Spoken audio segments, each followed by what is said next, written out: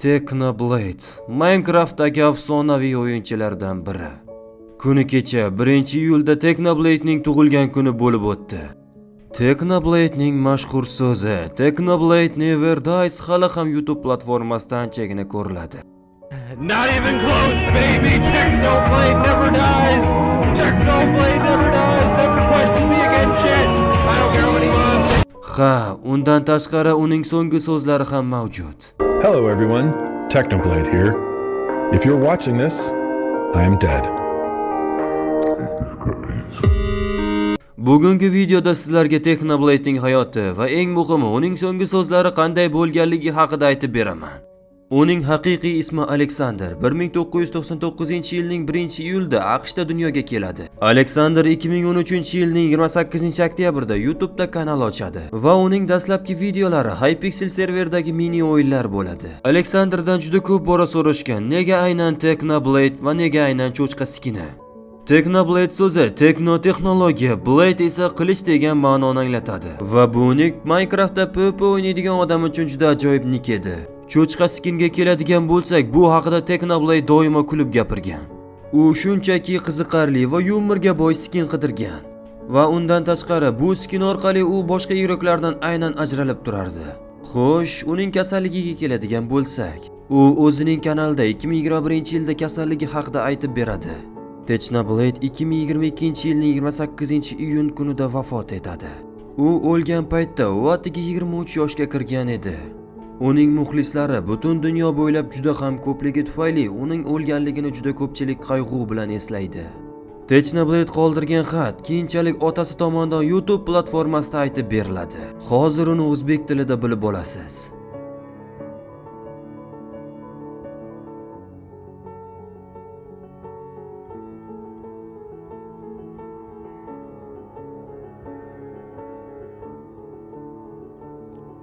Salom. Technoblade'ning otasiman. Bu videoda sizlarga uning oxirgi xatini o'qib bermoqchiman. Salom hammaga, Technoblade sizlar bilan. Bu videoni ko'rayotgan ekansiz, demak men o'lganman. Bu mening sizlar bilan bo'ladigan oxirgi suhbatim. Mening haqiqiy ismim Alex. 2016-yilda chiqqan videoda akamga meni David deb chaqirishni iltimos qilgan edim. Va bu bizning ajoyib hazillarimizdan biri bo'ldi. Shundan keyin internetda minglab odamlar menga shaxsiy savollar berishardi. "O, David, qalaysan?" O'tgan yili reklamalarni anchagina ko'paytirib yubordim. O'yinchoqlar, xoddiy va mening kanalimga obuna bo'lganingiz uchun rahmat. Aka-ukalarim endi kollejda o'qiydi. Albatta, buni xohlashsa, men shunchaki yomon aka bo'lishni xohlamadim. Shuncha vaqt mening kontentimni qo'llaganingiz uchun katta rahmat. Agarda menga mingta hayot bo'lganida ham men har doim Technoblade bo'lib qolishni tanlagan bo'lardim. Mening hayotim sizlar bilan ajoyib o'tdi.